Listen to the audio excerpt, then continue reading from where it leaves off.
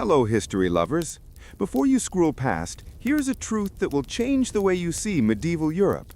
France wasn't born overnight.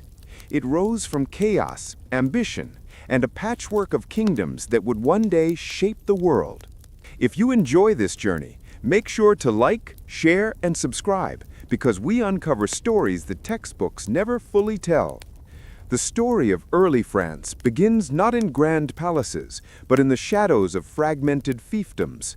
Imagine a land divided into countless small territories, each ruled by a local lord who owed allegiance to no one but himself. These feudal lords wielded immense power, controlling land, armies, and the peasants who worked tirelessly on their fields. The peasants lived under harsh conditions, paying taxes in grain, labor, and sometimes in blood. Life was uncertain. Harvest failures, bandit attacks, and local skirmishes were a constant threat. At the center of this mosaic of power, the monarchy struggled to assert authority. Early French kings from the Carolingian dynasty inherited territories that were more symbolic than functional. Kings had royal titles, but true power often rested with the most ambitious dukes and counts, each of whom maintained their own armies and fortified castles. France was, at this time, a kingdom in name, but fragmented in practice. Religion, however, offered a unifying thread. The Catholic Church played an influential role in daily life and governance. Bishops and abbots often held as much, if not more, political power than nobles. Cathedrals were not merely places of worship. They were centers of learning, art, and social organization. Monks meticulously copied manuscripts in abbeys, preserving the knowledge of Rome, Greece, and the Christian world. In towns and villages, the local parish shaped every aspect of life, from the calendar of festivals to the moral expectations of the community. Amidst this turmoil, certain monarchs rose above the chaos. Kings like Hugh Capet, crowned in 987, established the foundations of the Capetian dynasty, which would rule France for centuries. Hugh Capet was not a powerful conqueror by modern standards. He controlled only a small portion of territory around Paris, yet his real strength lay in creating a hereditary line, slowly extending influence over other nobles through alliances, marriages, and diplomacy. By the 11th and 12th centuries, France was beginning to consolidate power. Kings like Philip II Augustus actively reclaimed territories from feudal lords, strengthened royal administration, and centralized authority. Philip understood that symbols mattered as much as armies. The construction of magnificent palaces and the expansion of Paris as a political and cultural hub signaled the rising power of the monarchy. Culture also began to flourish. France became a center of Gothic architecture, with cathedrals like Notre Dame de Paris and Chartres Cathedral inspiring awe and devotion. These structures were marvels of engineering, showcasing pointed arches, flying buttresses, and intricate stained glass that told biblical stories to a largely illiterate population. Meanwhile, troubadours and minstrels traveled across towns and castles, spreading stories of chivalry, romance, and heroic deeds, weaving a tapestry of shared cultural identity among disparate regions. The medieval period was also marked by wars and rivalries, both internal and external. France faced invasions from the Normans, the Vikings, and later the English, each of whom sought to exploit the kingdom's fragmented structure. The Norman invasion of 911, for example, led to the establishment of the Duchy of Normandy, which would later produce William the Conqueror, a figure whose actions would link France to England in ways that shaped centuries of European history. These conflicts were not just about land, they were about legitimacy, loyalty, and the very survival of the monarchy. Social structures in medieval France were rigid. The three estates divided society: the clergy, first estate; the nobility, second estate; and the commoners or peasants, the third estate. Life in these estates was highly stratified. Nobles enjoyed privileges such as exemption from certain taxes, land ownership, and command of private armies, while peasants and serfs labored under demanding conditions. Yet even within these constraints, individuals found ways to leave their mark through acts of bravery, artistic creation, or intellectual pursuit. Education began to emerge, primarily through the church. Universities in Paris, such as the University of Paris, founded in the mid-15th century, became centers of theology, philosophy, and law. Here, scholars debated ethics, natural philosophy, and the role of the church in governance. These debates laid the groundwork for the intellectual transformation that would later fuel the Renaissance. By the late medieval period, the monarchy had grown stronger, but so too had the culture of the people. France was no longer simply a patchwork of fiefdoms, it was becoming a nation in spirit, bound together by language, religion, shared struggles, and emerging institutions of law and governance. The seeds of national identity, political centralization, and cultural flourishing had been planted, seeds that would bear fruit in the centuries to come. As the medieval era slowly faded, France stood on the threshold of a revolution, not of arms, but of culture and intellect. The Renaissance, which began in Italy in the 14th century, found fertile ground in France by the early 16th century. The French nobility, eager to display their sophistication and power, embraced Italian art, architecture, and humanist thought. Castles and palaces became canvases for grandeur, and cities like Paris, Lyon, and Blois emerged as centers of learning and creativity. The French Renaissance was not merely a copy of Italy's achievements. It became uniquely French. French architects combined classical Roman elements with Gothic traditions, giving rise to structures that were both elegant and monumental. Palaces like Château de Chambord and Château de Fontainebleau exemplified this blend with sweeping staircases, intricate facades, and expansive gardens that symbolized the monarchy's power and taste. These spaces were not only residences, they were stages upon which political influence, diplomacy, and cultural display intersected. At the heart of this transformation stood Francis I, often hailed as the Renaissance King of France.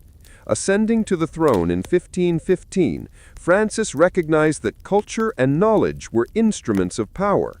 He invited Italian artists and thinkers to France, including the legendary Leonardo da Vinci, whose presence brought an aura of genius to the French court. Francis commissioned da Vinci's works, including the famous Mona Lisa, which would later travel to France and become a symbol of cross-cultural artistic exchange. Francis I was also a reformer in education. He established the Collège de France, which encouraged the study of humanities, philosophy, and the sciences beyond the strict religious curriculum of the universities. By promoting inquiry, debate, and creativity, he laid the foundation for intellectual growth that would influence generations of French thinkers. Under his reign, the court became a hub of cultural diplomacy, attracting scholars, writers, and musicians. Festivals, tournaments, and artistic displays were not mere entertainment. They were carefully choreographed events demonstrating the king's sophistication, wealth, and political legitimacy. After Francis I, one of the most influential figures in French Renaissance culture was Catherine de' Medici, an Italian-born queen who married into the French royal family. Catherine's influence went beyond politics. She shaped the tastes and traditions of the French court, introducing Italian cuisine, elaborate festivals, and patronage of the arts. She organized grand spectacles, ballets, and theatrical performances, which not only entertained, but projected the monarchy's image of power and sophistication. Catherine's court, however, was also a stage for intrigue. Political maneuvering, religious tensions, and rivalries among nobles created an environment where art, diplomacy, and strategy were intertwined. Her patronage of artists like Toby Verhacht and François Clouot ensured that even amid political strife, the court remained a beacon of culture and refinement. The Renaissance was as much about visual beauty as intellectual growth. French artists embraced perspective, human anatomy, and classical themes, producing works that celebrated human achievement, divine inspiration, and the complexity of life. Sculpture, painting, and tapestry flourished. Grand halls displayed scenes from history, mythology, and religion, educating and impressing courtiers and visiting dignitaries alike. Architecture mirrored this cultural flowering. Palaces were built with symmetry, proportion, and grandeur that reflected classical ideals. Gardens, fountains, and sculptures were carefully arranged to evoke harmony between man, nature, and divine order. This attention to detail conveyed the message that the French monarchy was not just powerful, but enlightened and cultured, a ruler of both minds and lands. Innovation in printing and literature also transformed the court. Books became more widely available, spreading ideas of humanism, science, and philosophy. Writers such as Rabelais and Montaigne explored human experience, ethics, and the natural world, challenging traditional authority and expanding the intellectual horizon of the elite and literate classes. The French Renaissance court illustrates how culture and politics are inseparable. Festivals and art were tools of statecraft. Kings and queens used lavish events to demonstrate legitimacy, power, and sophistication, impressing allies and intimidating rivals. Catherine de' Medici's carefully choreographed spectacles were not mere vanity. They shaped public perception, reinforced alliances, and conveyed authority in subtle, enduring ways. Religious tensions also played a role. France was on the brink of the wars of religion, yet even in this volatile context, the monarchy sought to maintain unity through culture. Art and ceremony became instruments of reconciliation, diplomacy, and control, demonstrating that the French Renaissance was as much about strategy and governance as about beauty and intellect. By the end of the Renaissance, France had undergone a metamorphosis. Its courts were not only centers of political power, but hubs of intellectual, artistic, and cultural excellence. The ideas, innovations, and aesthetics developed during this period influenced European art, science, and thought for centuries. French language, literature, and culture became symbols of sophistication and refinement, admired across the continent. The groundwork for modern governance, centralized power, and national identity was laid, bridging medieval traditions and the upcoming modern era. The Renaissance taught that knowledge, art, and culture are inseparable from power, and that a society's greatness can be measured not just by its armies, but by its ability to create, innovate, and inspire. The year was 1715, and Europe was standing at the threshold of transformation. The Sun King, Louis XIV of France, had died, leaving behind a kingdom whose magnificence could not conceal its cracks. Opulent palaces, magnificent art, and glittering courts masked the simmering discontent among those whose voices had long been ignored: peasants, artisans, and the emerging bourgeoisie. Meanwhile, a new tide of thought began sweeping through coffeehouses, salons, and libraries across the continent, a tide that would challenge centuries-old traditions, monarchy, and unquestioned authority. This was the age of the Enlightenment, a period where reason and inquiry dared to confront privilege and dogma. At the heart of this intellectual revolution were thinkers whose ideas were as daring as they were transformative. François-Marie Arouet, known by his pen name Voltaire, stood as a beacon of sharp wit and relentless critique. Voltaire's writing, often cloaked in satire, attacked superstition, religious intolerance, and the absolute power of kings. In salons buzzing with the chatter of philosophers and nobles, Voltaire argued that freedom of thought was not merely desirable, it was essential. He wielded words as a sword, exposing the irrationality of blind obedience and the injustices perpetuated by hereditary privilege. Voltaire's contemporary Jean-Jacques Rousseau approached these questions from a different angle. Rousseau was captivated by the tension between individual liberty and societal constraint. His groundbreaking work, The Social Contract, asked radical questions. If a king claims to rule by divine right, does he truly represent the people? And if society suppresses the natural rights of its citizens, what moral authority does it retain? Rousseau envisioned a society where sovereignty resided not in a monarch, but in the collective will of the people, a concept that would ignite imaginations far beyond his native Geneva. His writings celebrated natural human goodness and criticized the corrupting influence of civilization, planting seeds for revolutionary thought that would later erupt in France. Meanwhile, Montesquieu, another towering figure of this era, analyzed the mechanisms that allowed governments to wield power and, more importantly, how they could be restrained. His seminal work, The Spirit of the Laws, introduced the revolutionary idea of the separation of powers, that executive, legislative, and judicial functions should be distinct to prevent tyranny. Montesquieu's vision would echo centuries later in modern constitutions, including the United States Constitution.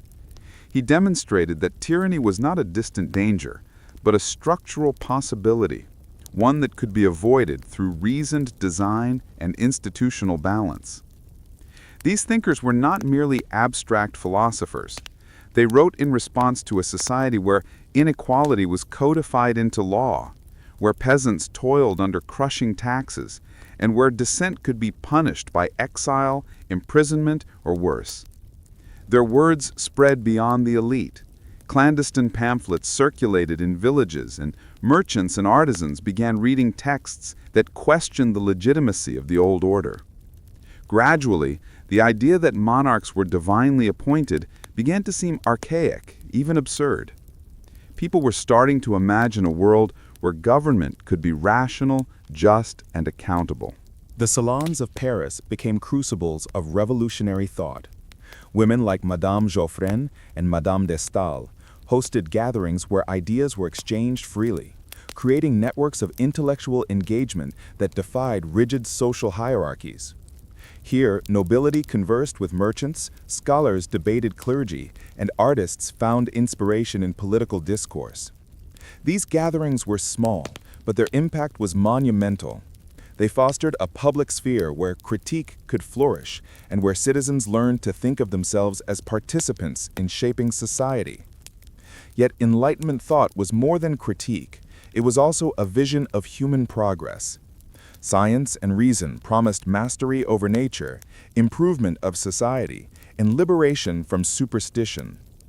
Thinkers like Denis Diderot compiled the Encyclopédie, a monumental repository of knowledge intended to educate the public and challenge authority. The project was revolutionary not only in content, but in its very ambition, to democratize knowledge, empowering individuals to think critically about the world around them. Through the Encyclopédie, ideas once confined to cloisters or courts seeped into the consciousness of ordinary people, sparking curiosity, skepticism, and eventually outrage at injustice. As these intellectual currents flowed through Europe, they began to create pressure on a society that was rigidly hierarchical and resistant to change. The monarchy, steeped in centuries of tradition, was increasingly seen as arbitrary and oppressive. Economic crises, including poor harvests, inflation, and the burden of taxes on the peasantry, combined with a growing literate class aware of alternative ways of governance, created a volatile mix. Ideas that had once seemed abstract philosophical debates were now preparing the soil for tangible, revolutionary action. By the mid-18th century, the stage was set. The Enlightenment had planted seeds that would soon grow into an unprecedented challenge to entrenched power. It was a period of questioning, of daring to imagine that the divine right of kings could be replaced by the rights of men. The salons and coffeehouses had given rise to a new public consciousness, one that would not merely tolerate change, but demand it.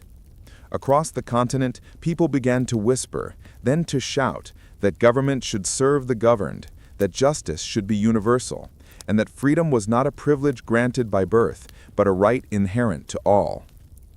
The sharp wit of Voltaire was not merely an instrument of amusement, it was a weapon of intellectual defiance. Born François-Marie Arouet in 1694, he came of age under the shadow of a France ruled by a monarchy that tolerated dissent only in the form of controlled expression. From a young age, Voltaire displayed a fierce intelligence and a talent for words, a combination that would both elevate him and embroil him in controversy. His early experiences, including imprisonment in the Bastille and exile to England, exposed him to the stark contrast between absolute monarchy and societies where reason and law tempered authority. England's constitutional monarchy, with its checks on royal power and burgeoning freedoms of speech and press, left a profound impression on him. He returned to France determined to challenge entrenched superstition, oppression, and the unquestioned dominance of the aristocracy. Voltaire's pen was his most formidable weapon. His satires, essays, and letters were sharp critiques of social and political injustice, yet they were accessible to a growing literate public eager for insight and reflection. In works such as Candide, Voltaire dismantled the comforting illusions of blind optimism and unquestioned faith in divine providence, revealing the absurdities and cruelties of a society that allowed suffering to persist unchallenged. Through humor and irony, he educated his readers to think critically, to question authority, and to imagine alternatives to a society shackled by tradition. Beyond literature, Voltaire engaged directly with the powerful, petitioning kings, negotiating with ministers, and writing open letters to expose injustices. His advocacy for freedom of religion and expression, particularly his famous defense in the Calas case, exemplified his conviction that no individual or institution should wield unchecked power over conscience or life. While Voltaire's influence spread through salons, pamphlets, and correspondence, another thinker, Jean-Jacques Rousseau, was reshaping ideas about society and human nature with a deeper philosophical lens.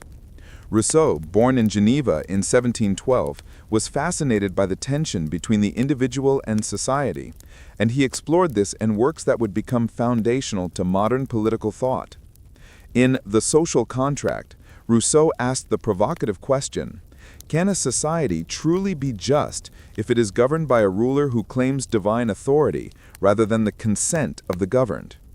He argued that legitimate political authority rests not in the crown, but in the collective will of the people, the volonté générale.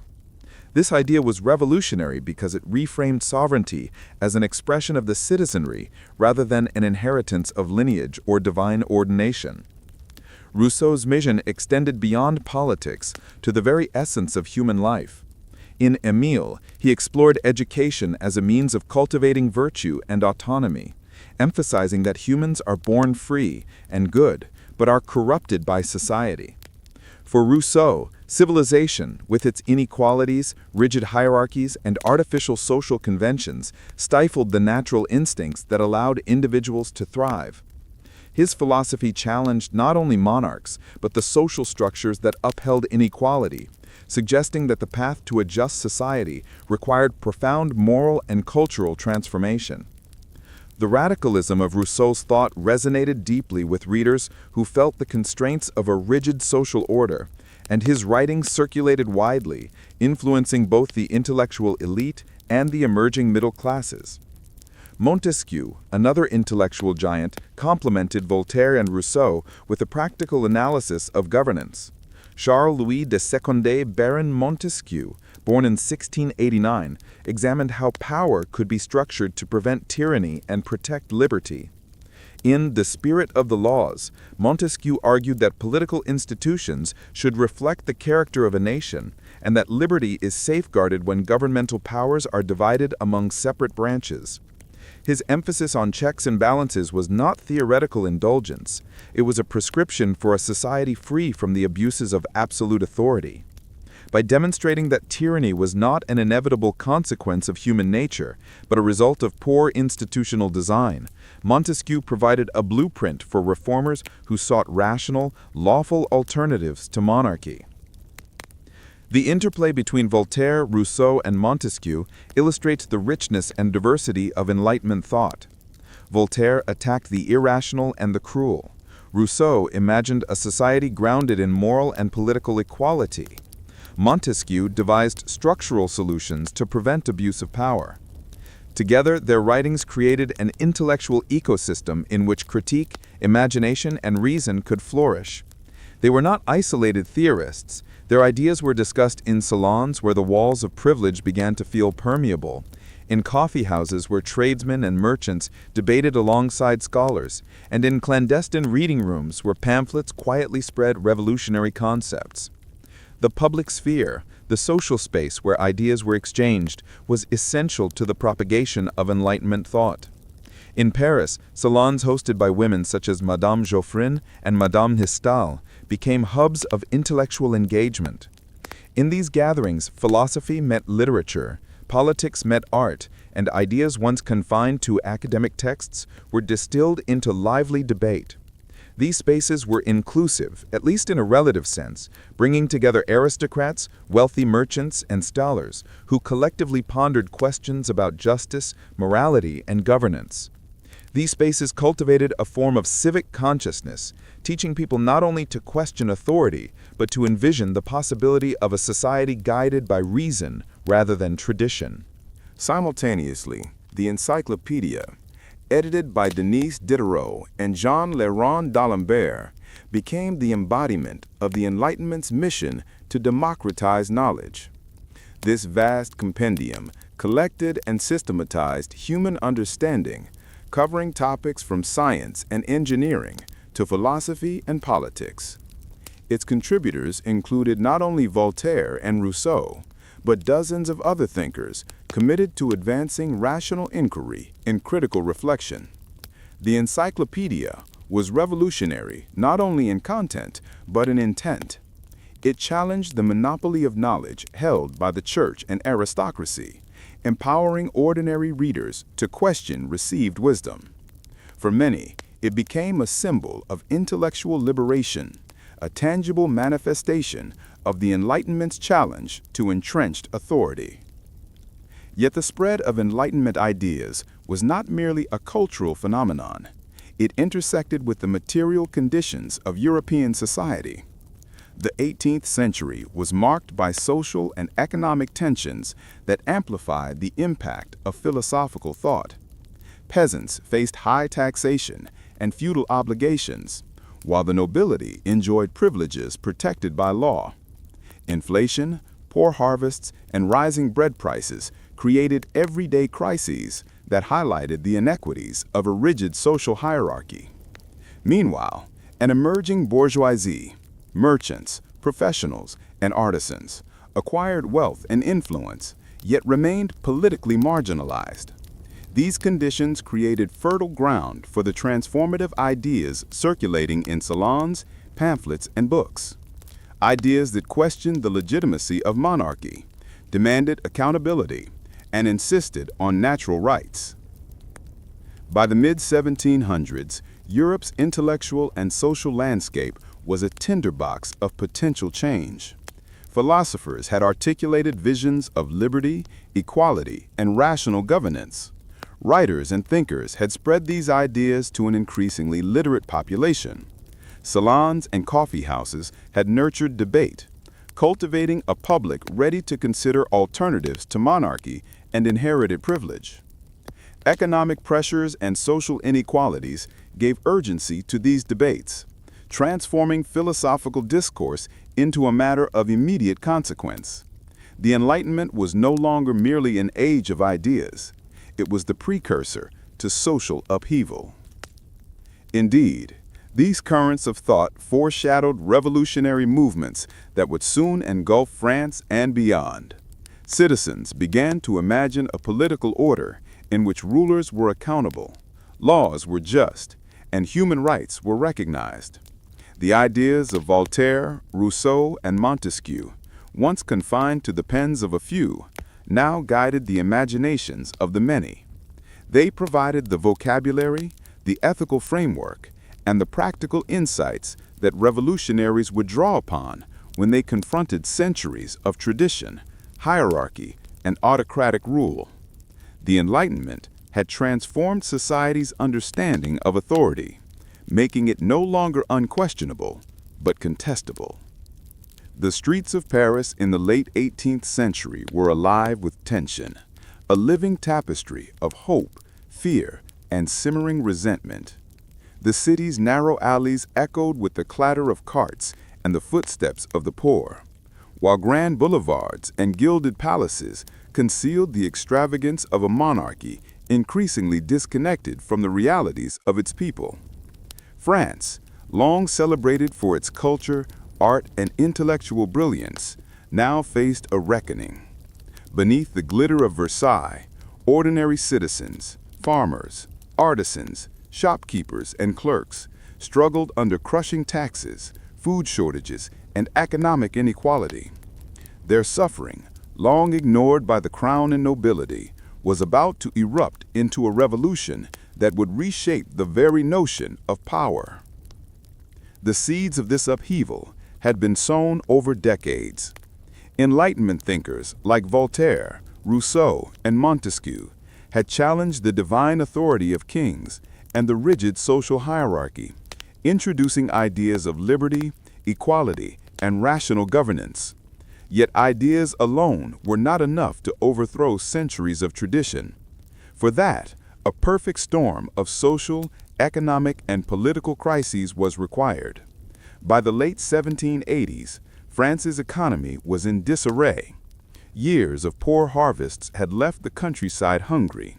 The burden of taxation fell almost entirely on the third estate, the common people, while the nobility and clergy enjoyed privileges and exemptions.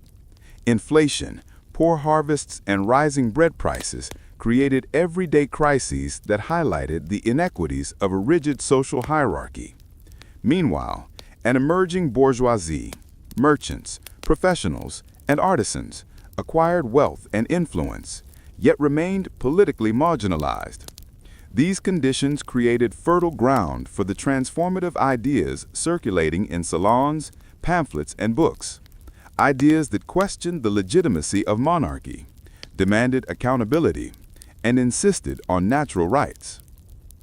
In the climate of tension, ordinary Parisians found themselves at the center of history. In 1789, the Estates General convened, a gathering of representatives from the three estates, clergy, nobility, and commoners.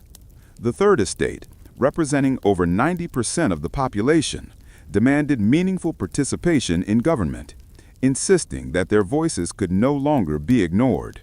When the king's ministers attempted to suppress their influence, the third estate declared itself the National Assembly, claiming the right to draft a constitution that would protect the rights of all citizens.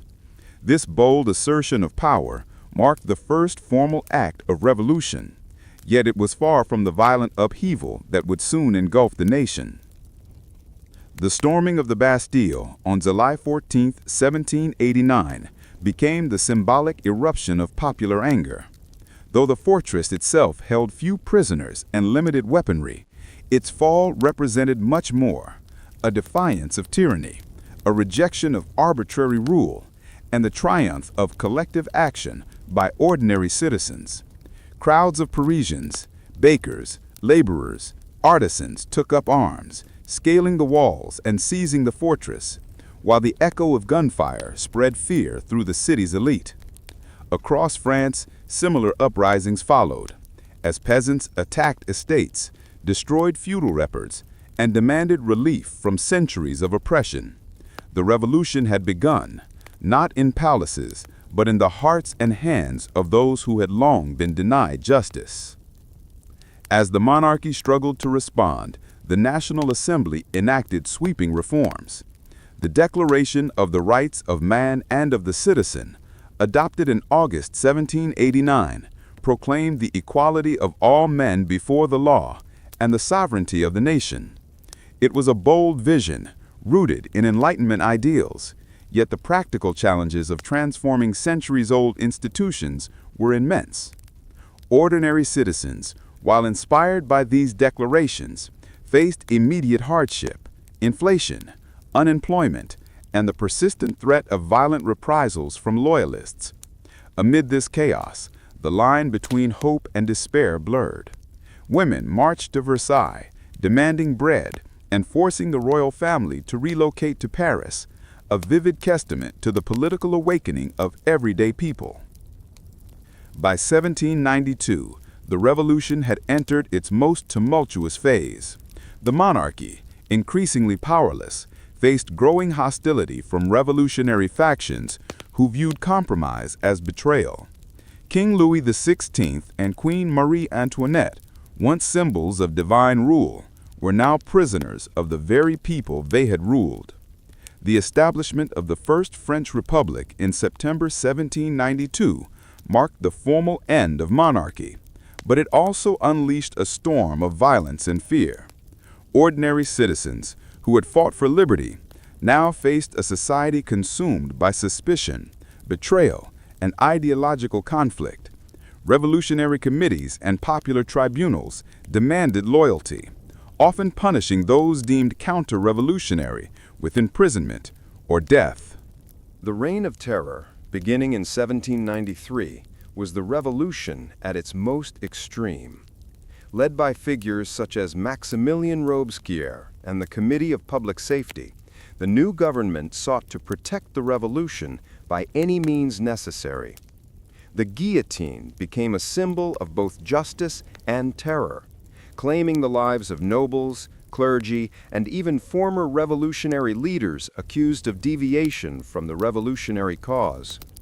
Streets that had once erupted with cries for freedom now echoed with fear. Ordinary citizens, shopkeepers, artisans, mothers, fathers, navigated a world in which loyalty was measured by public declarations, revolutionary committees, and denunciations by neighbors. Families were torn apart. Communities lived under the constant shadow of suspicion. Amid this brutality, human courage and resilience shone. Revolutionary clubs and local assemblies allowed citizens to participate directly in governance, debating policies, proposing reforms, and shaping their communities. Letters and journals from ordinary Parisians reveal the complexity of daily life. Fear of the guillotine, yet hope for justice. Grief over lost family members, yet pride in contributing to a new political order. Women organized relief efforts, protested shortages, and even took up arms alongside men. Children witnessed the collapse of old hierarchies and the birth of a society radically different from the one their parents had known. In this sense, the revolution was as much a social awakening as it was a political transformation. The fall of the monarchy, followed by the Reign of Terror, gave way to attempts to stabilize the nation. Robespierre's execution in 1794 signaled the end of the most extreme phase of the revolution, but France remained in flux. The Directory, a 5-member executive government, attempted to govern amid economic difficulties, internal unrest, and external threats. Ordinary citizens continued to bear the burdens of change, fluctuating food supplies, military conscription, and political uncertainty. Yet the revolution had permanently altered the relationship between rulers and the ruled. Concepts of citizenship, popular sovereignty, and legal equality, once theoretical ideals, had become lived realities for millions. The rise of Napoleon Bonaparte in the late 1790s marked a new chapter. Though he established an authoritarian regime, many of the revolutionary ideals, meritocracy, codified law, secular governance, were preserved and institutionalized. Ordinary citizens who had lived through famine, violence, and political upheaval now navigated a society where opportunities for social mobility were increasing, even as new forms of authority emerged.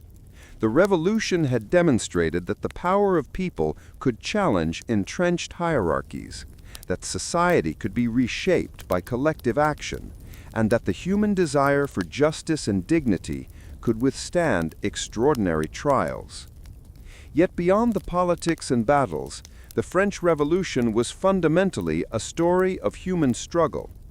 Artisans waiting in bread lines, mothers shielding children from violence, clerks debating constitutional reforms by candlelight, soldiers marching to defend revolutionary ideals, all bore witness to the extraordinary resilience of ordinary individuals. Their voices, often lost in the grand narratives of kings and generals, were the true engine of transformation. It was their courage, suffering, and determination that turned abstract ideals into lived reality, that transformed Enlightenment thought into revolutionary action. The Revolution's legacy endures, not merely in France, but across the world. It demonstrated the potential for ordinary people to reshape political institutions, to demand justice, and to assert rights long denied. It also revealed the peril of unrestrained fervor. The line between liberation and tyranny can be perilously thin. By observing the human dimension, the fears, sacrifices, and aspirations of those who lived through it, we gain a fuller understanding of history's complexity. The French Revolution was not simply a sequence of dramatic events. It was a profound human experience, where ordinary lives intersected with extraordinary ideas, where courage met chaos, and where the hope for justice illuminated even the darkest streets of Paris. In the turbulent wake of the French Revolution, France had been transformed.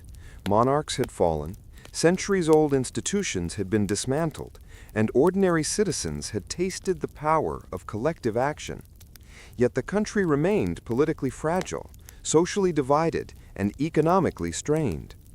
It was in this environment, a nation hungry for stability and ambition, that a young Corsican officer named Napoleon Bonaparte emerged, destined to reshape France and much of Europe.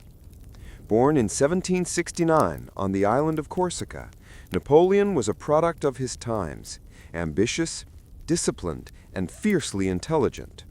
From an early age, he displayed a combination of military acumen, strategic foresight, and political savvy that would propel him far beyond what anyone could have imagined. Napoleon's rise was as much a story of opportunity as of talent. The revolution had created a vacuum in leadership. Aristocratic officers had fled, been executed, or marginalized, leaving young, capable men to step forward. Napoleon distinguished himself early in the Revolutionary Wars, particularly during the Siege of Toulon in 1793, where his strategic brilliance helped French forces reclaim the city from royalist and foreign troops. His rapid ascent through the military ranks was a testament not only to his intellect, but to his ability to inspire loyalty among his soldiers. He was a commander who led from the front, sharing the hardships of his men, which earned him admiration and devotion. Ordinary soldiers saw in him not just a strategist, but a leader whose genius was tangible on the battlefield. By 1799, France was politically unstable under the Directory, a weak executive council struggling with corruption, economic hardship, and external threats. Seizing this moment, Napoleon orchestrated the coup of 18 Brumaire, effectively ending the Directory and establishing the consulate, with himself as first consul. His rise was meteoric, reflecting both his personal ambition and his understanding of France's need for order after a decade of chaos. He projected an image of rational authority, promising stability, prosperity, and glory, while maintaining the revolutionary ideals of meritocracy and secular governance. Ordinary citizens, farmers, merchants, and artisans benefited from clearer laws, predictable governance, and opportunities for advancement based on merit rather than birth. In this sense, Napoleon was both a product of the revolution and a reformer who consolidated many of its gains. Yet it was on the battlefield that Napoleon's genius truly became legendary. Between 1796 and 1815, he led campaigns that reshaped the political map of Europe. In Italy, he defeated larger Austrian armies, demonstrating unprecedented strategic mobility, deception, and timing. In Egypt, although ultimately a military stalemate, he showcased both ambition and a vision of France as a global power. His tactics, rapid movement, concentrated force, and psychological warfare were revolutionary, earning him the admiration of contemporaries and historians alike. Cities fell not just through force of arms, but through the meticulous orchestration of supply lines, intelligence, and local diplomacy. Napoleon's brilliance lay not only in winning battles, but in understanding the art of war as a multi-dimensional endeavor, encompassing logistics, morale, and politics. Napoleon's ambition, however, extended beyond France. By the early 19th century, he had crowned himself emperor in 1804, a symbolic assertion of authority that drew both awe and criticism. He sought to establish a continental system that would extend French influence across Europe, reshaping monarchies, economies, and societies. Through alliances, conquests, and the imposition of family members on foreign thrones, Napoleon created an empire that spanned from Spain to Austria, from Italy to the Netherlands. Yet this ambition came at immense human cost. Battles such as Austerlitz, Jena, and Wagram brought glory to France, but demanded thousands of lives. While resistance and nationalist uprisings erupted in Spain, Prussia, and Russia, ordinary soldiers, often conscripted from the peasantry, endured hardship, disease, and death in campaigns driven by the ambitions of one man. Civilians, too, bore the consequences of occupation, taxation, and conscription, illustrating the double-edged nature of Napoleon's genius. The campaign in Russia in 1212 marked the limits of even Napoleon's brilliance. Invading with over 600,000 men, he faced logistical nightmares, brutal winter conditions, and the scorched earth tactics of the Russian army. By the time the remnants of his Grande Armée retreated, only a fraction remained. The disaster revealed both the risks of overreach and the vulnerability of even the most extraordinary strategist to nature, circumstance, and the resilience of his adversaries.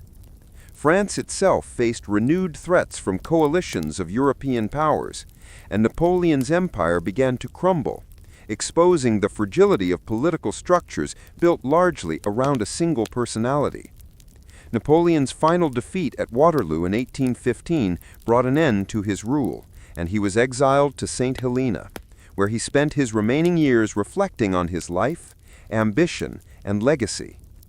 Yet the impact of his era persisted far beyond his death. The Napoleonic Code influenced legal systems across Europe and Latin America.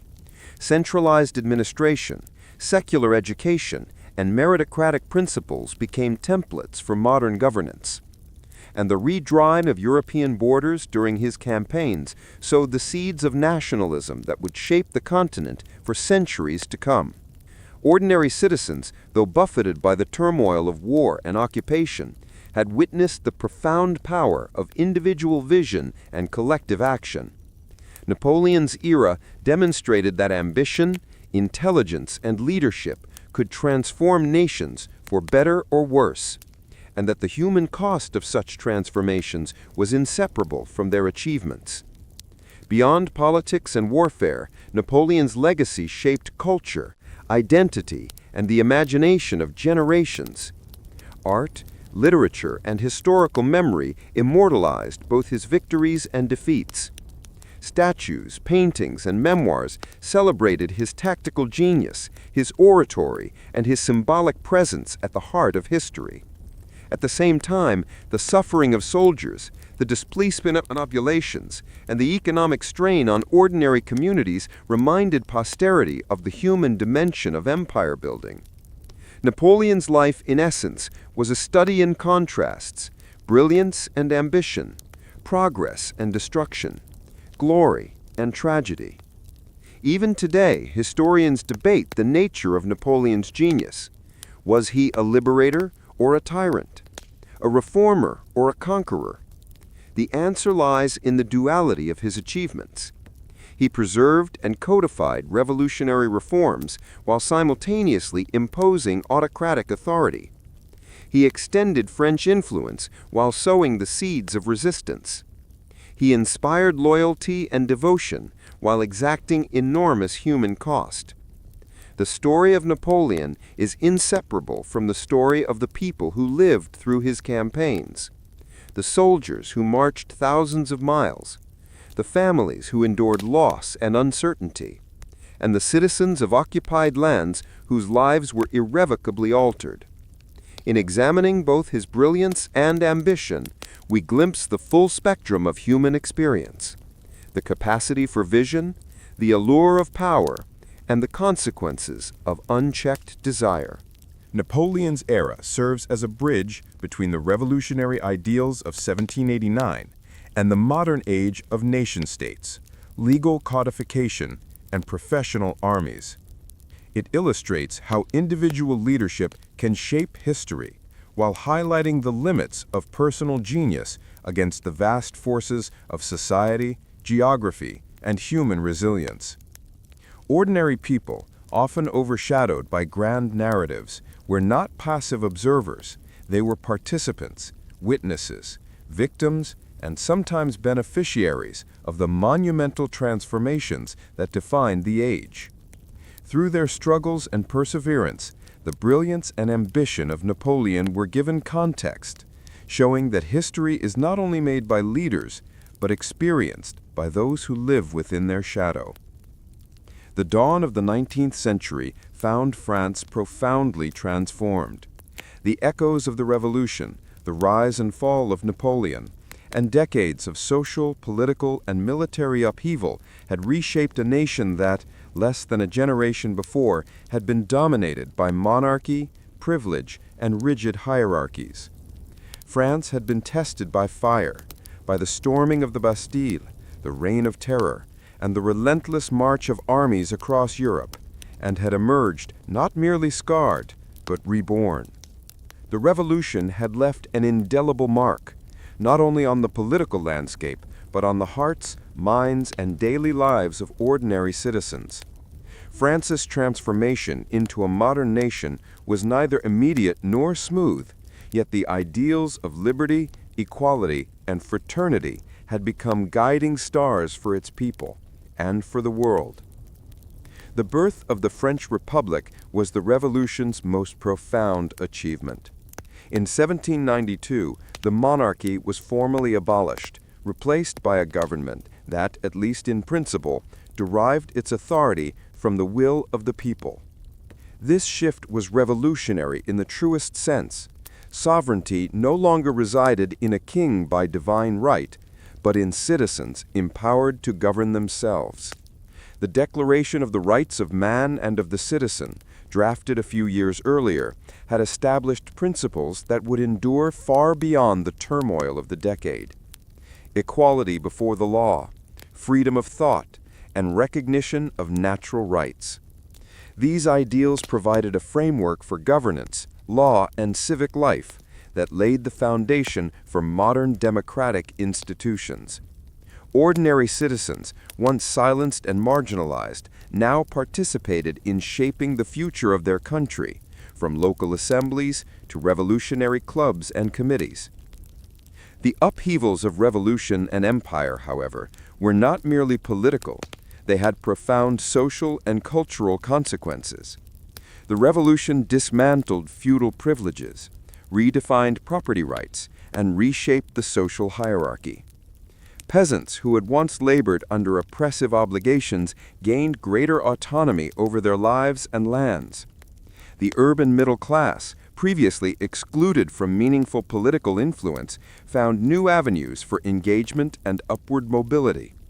Education, law, and civic life were reorganized around rational principles, creating structures that encourage meritocracy and competency over birthright.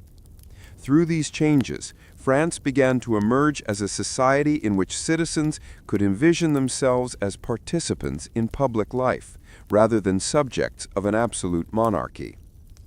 Culturally, the Revolution and the Napoleonic era ushered in a period of extraordinary creativity. Art, literature, and philosophy flourished as expressions of a new civic consciousness. Artists captured both the grandeur and tragedy of revolutionary France. Jacques-Louis David's paintings immortalized heroic moments and the ideals of republican virtue, while writers and poets grappled with the moral and social questions of the age. Music, theater, and architecture reflected the changing values of a society that celebrated both human achievement and collective identity. Even symbols, flags, public monuments, and civic rituals took on new meaning, reinforcing the sense of shared purpose and national belonging. Napoleon Bonaparte, despite his complex legacy, played a pivotal role in consolidating many of the revolution's gains while extending France's influence across Europe. His administrative reforms, codified in the Napoleonic Code, established equality before the law, rationalized property rights, and secularized governance. Education was reorganized to cultivate informed citizens capable of participating in civic life. While his military campaigns imposed immense hardship on ordinary soldiers and civilians, they also spread revolutionary principles, legal reform, meritocracy, and rational administration across the continent. In this way, Napoleon's era bridged the revolutionary ideals of 1789 and the modern structures of European governance. The human side of these transformations is essential to understanding their depth. Ordinary citizens experienced both the exhilaration and terror of these years. Bakers, shopkeepers, and laborers endured food shortages, conscription, and social upheaval. Yet they also participated in the creation of new civic institutions, public debates, and local reforms. Families rebuilt their lives amidst destruction. Women organized charitable relief and educational initiatives. And communities navigated a new political reality in which the voice of the individual carried significance. Through these lived experiences, the ideals of liberty, equality, and fraternity were translated from abstract principles into tangible changes in society. The long-term impact of these revolutionary transformations extended far beyond the borders of France. Across Europe and the Americas, revolutionary ideals inspired movements for constitutional governments, legal reform, and social justice. Nations observed France's experiment in citizenship, popular sovereignty, and secular governance with fascination, admiration, and sometimes fear. The principles of the revolution, codified in law, art, and civic life, provided a model for political and social reform that continues to resonate in contemporary society. Concepts such as human rights, legal equality, and participatory governance, central to modern democracies, owe much to the revolutionary reimagining of political authority that France pioneered. Even in the turbulent 19th century, as monarchies reasserted themselves in some regions and empires expanded in others, the legacy of France's revolutionary transformation endured. Citizens came to understand that political authority could be challenged, that social hierarchies could be redefined, and that governance could be based on rational principles rather than inherited privilege. These lessons were reinforced by the enduring cultural contributions of the era. Literature, visual arts, music, and civic ritual all served as reminders of the possibilities of human creativity and collective action. The revolution was not simply an event in time, it became a lens through which successive generations interpreted the relationship between freedom, justice, and society. The modern French nation that emerged from this crucible of revolution and empire was fundamentally different from the kingdom that existed in 1789. It was a nation in which the rule of law, secular institutions, and civic participation became foundational. It was a nation in which ordinary citizens, though still imperfectly enfranchised at times, could envision themselves as active participants in shaping society. It was a nation whose cultural output, art, literature, philosophy, reflected both the ideals of the revolution and the lived experiences of its people. And it was a nation whose influence extended far beyond its borders, inspiring debates about governance, equality, and human rights across the world. Yet perhaps the most enduring legacy of this transformation is not found solely in legal codes, constitutions, or monuments, but in the spirit of the French people themselves. The courage of ordinary citizens who faced famine, war, political purges, and social upheaval laid the foundation for a society capable of self-reflection, reform, and innovation. Their resilience demonstrates that history is not made solely by kings, generals, or thinkers, but by the collective energy of individuals who dare to imagine a better future and act upon it. From the storming of the Bastille to the codification of the Napoleonic Code, from revolutionary clubs to artistic expressions of civic virtue, France's transformation is a story of human endeavor, intellect, and imagination. Today, the ideals of the French Revolution continue to influence politics, society, and culture. Debates about citizenship, equality, and justice echo the questions first posed in 1789. French literature, art, and philosophy remain deeply entwined with the revolutionary ethos, exploring themes of liberty, human dignity, and the responsibilities of society. Political movements across the world, from constitutions in the Americas to democratic reforms in Europe, draw inspiration from the revolutionary principles forged in the crucible of France's tumultuous years. The nation that once toppled monarchies, endured the guillotine, and rallied under the banner of freedom, now stands as a testament to the enduring power of ideas realized through collective action. In reflecting on France's journey, one sees a story of transformation that is both extraordinary and deeply human. It is the story of a society that faced the collapse of old systems, endured immense suffering, and emerged with a renewed vision of governance, justice, and culture. It is a story in which ordinary citizens played a pivotal role, where revolutionary ideals were tested and refined through struggle, and where the creative, intellectual, and moral spirit of a people reshaped the destiny of a nation. Ultimately, the revolution and its aftermath remind us that the pursuit of liberty, equality, and justice is neither easy nor without cost, yet it is timeless in its significance. The streets of Paris, once echoing with the cries of revolution, now resonate with the enduring heartbeat of a modern nation. The palaces, squares, and monuments tell a story not only of kings and generals, but of citizens who dared to imagine a different world and, through courage and determination, made it possible. France's transformation is a testament to human resilience, intellect, and vision. A story that continues to inspire and captivate, urging each new generation to consider the meaning of freedom, the responsibilities of citizenship, and the enduring power of collective action. And as the sun sets over the Seine, casting light upon centuries of struggle and triumph, one realizes that the story of France is far from finished.